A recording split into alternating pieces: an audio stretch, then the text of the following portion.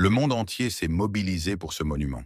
L'histoire de Notre-Dame de Paris est un récit épique qui traverse les siècles, commençant en 1163 lorsque le roi Louis VII pose la première pierre de cette cathédrale gothique sur l'île de la Cité.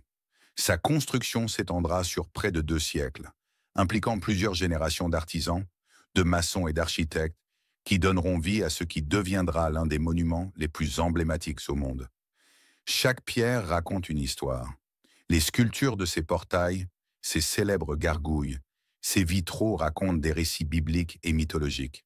Victor Hugo, avec son roman Notre-Dame de Paris, publié en 1831, révélera au monde entier la beauté et le mystère de ce monument, popularisant notamment le personnage de Quasimodo.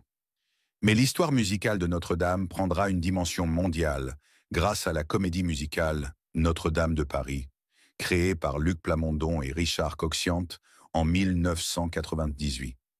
Cette œuvre monumentale, interprétée par des artistes comme Garou, Daniel Lavoie et Patrick Fiori, racontera l'histoire des personnages de Hugo et fera connaître la cathédrale à travers le monde entier. Le 15 avril 2019 marquera un tournant dramatique. Un incendie dévastateur ravage la cathédrale, détruisant sa flèche et une partie de sa toiture. Le monde entier est sidéré. Des images déchirantes montrent la flèche s'effondrant, symbole d'une tragédie nationale et internationale. Immédiatement, la France se mobilise. Le président Emmanuel Macron promet la reconstruction en 5 ans, un défi apparemment impossible.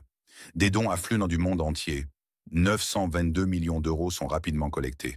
Des artisans, des compagnons du devoir venus de toute la France se mobilisent pour restaurer ce joyau du patrimoine. Les travaux de reconstruction sont minutieux. Chaque pierre est documentée, numérisée. Des technologies de pointe sont utilisées, des drones, des scanners 3D permettent une reconstruction précise. On retrouve des techniques médiévales pour certains travaux, perpétuant des savoir-faire séculaires. Le 8 décembre 2024, après 5 ans de travaux titanesques, Notre-Dame rouvre ses portes. Emmanuel Macron préside une cérémonie d'inauguration émouvante. Le président des États-Unis, Donald Trump, récemment élu, a même assisté à cette cérémonie. La cathédrale a retrouvé sa splendeur, ses vitraux restaurés scintillent à nouveau, sa flèche a été reconstruite à l'identique. Mais l'histoire de Notre-Dame continue. Ce n'est pas seulement un monument, c'est un symbole de résilience. Chaque pierre raconte la capacité humaine à surmonter l'adversité, à reconstruire, à préserver la beauté et l'histoire. Aujourd'hui, Notre-Dame de Paris reste plus qu'une cathédrale. C'est un poème architectural, un témoin de l'histoire de France, un lieu où la pierre, la musique, la littérature et l'émotion humaine se rencontrent dans un dialogue éternel.